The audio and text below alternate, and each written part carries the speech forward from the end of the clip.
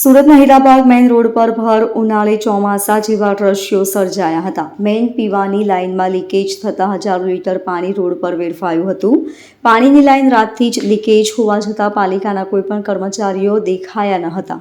સુરત મહાનગરપાલિકાની અનેક જગ્યાએ ઘોર બેદરકારીના કારણે સ્થાનિક લોકોને ભોગ બનવું પડી રહ્યું છે.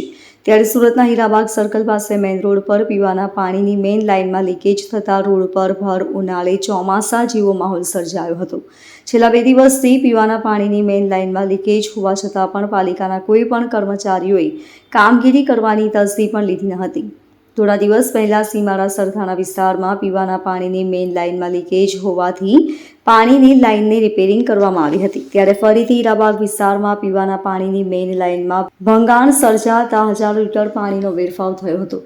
મહત્વનું છે કે હાલ ઉનાળો ચાલી રહ્યો છે અને આ પ્રકારે પીવાના પાણીનો વેડફાટ ખૂબ જ ચિંતાનો વિષય છે. સુરત મહાનગરપાલિકાના ભ્રષ્ટ અધિકારીઓના પાપે આ પ્રકારે પીવાના પાણીનો વેડફાવ થતાં પાલિકાના અધિકારીઓની કામગીરી સામે અનેક સવાલો ઊભા થઈ રહ્યા છે. 2 દિવસથી સતત પાણી વેડફાઈ રહ્યું છે ત્યારે મેઇન લાઇનનું રિપેરિંગ ક્યારે થાય તે જોવાનું રહ્યું. Bureau report LK star news, Surat.